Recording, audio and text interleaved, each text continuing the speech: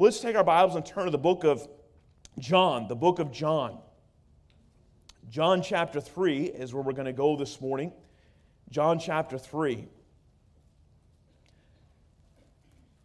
I'm thankful for the home that I grew up in. My grandparents were first-generation Christians and on both sides. And then my mom and dad, for the most part, were Christian school teachers. And now my dad's been pastoring for about 10 years.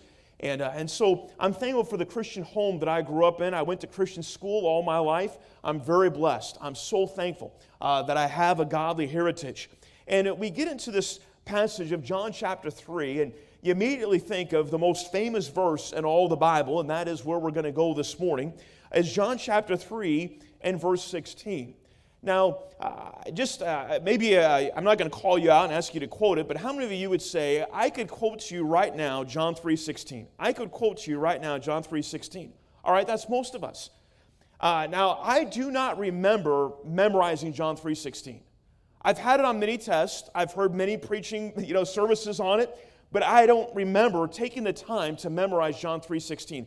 How many of you can remember taking the time to memorize John 3:16? You remember taking the time? Okay. Great. A lot less of us. And it seems like this is a verse I've always known.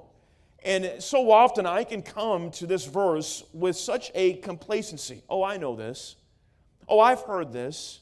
I've read this before. I have this memorized.